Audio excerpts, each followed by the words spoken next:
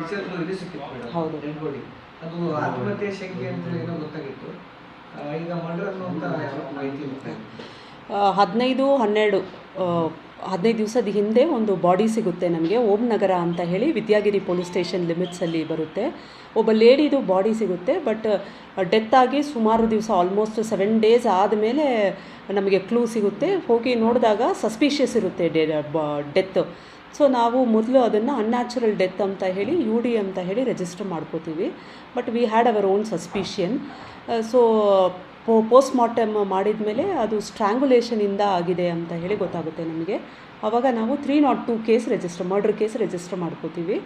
So investigation continue ಮಾಡಿದ ಮೇಲೆ ನಮಗೆ ಗೊತ್ತಾಗುತ್ತೆ ಒಬ್ಬ ಮಂಜುನಾಥ್ ದಂಡಿನ್ ಅಂತ ಹೇಳಿ ಆರೋಪಿ, ಅವನ್ನ ಮೊನ್ನೆ ಅರೆಸ್ಟ್ ಮಾಡಿದ್ದೀವಿ. ಇವರು ಗಿರಿಜಾ ಡಿಸೀಸ್ ಏನಿದ್ರು ಗಿರಿಜಾ ಅಂತ ಹೇಳಿ 63 ಇಯರ್ಸು, ಅವರ ಮರ್ಡರ್ ಸಂಬಂಧಿತ ಇವನು ಮಂಜುನಾಥ್ ದಂಡಿನ್ ಅಲಿಯಾಸ್ ದುಬೆ ಅನ್ನೋನ್ನ ಅರೆಸ್ಟ್ ಮಾಡಿದ್ದೀವಿ.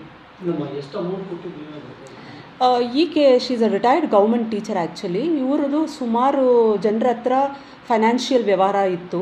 ಇವನ ಮಂಜುನಾಥ್ ದಂಡಿನ್ ಅವನ ಜೊತೆಗೆ ಸುಮಾರು 10 lakhs ಅಷ್ಟು ಅವ್ರ ಜೊತೆ ಅವನದು ಫೈನಾನ್ಷಿಯಲ್ ವ್ಯವಹಾರ ಇತ್ತು. ಹೌದು. ಅಲ್ಲ, ಸುಮಾರು ಆಲ್ಮೋಸ್ಟ್ ಫಾರ್ 3-4 years ಅವ್ರ ಜೊತೆ ಅವ್ರದ್ದು ಪರಿಚಯ ಇದೆ. ದುಡ್ಡು ಕೊಡೋದು ತಗೊಳ್ಳೋದು ಅದೆಲ್ಲ ಮಾಡ್ತಾ ಇದ್ದಾರೆ. ಆ್ಯಂಡ್ ಸುಮಾರು ಜನಕ್ಕೆ, ನಾಟ್ ಜಸ್ಟ್ ಇವನು ಮಂಜುನಾಥ್ ದಂಡಿನು, ಸುಮಾರು ಜನಕ್ಕೇನು ಇವಳು ಈ ಥರ ಬಡ್ಡಿಗೆ ದುಡ್ಡು ಕೊಡೋದು ಎಲ್ಲ ನಡೆದು ಬಂದಿತ್ತು.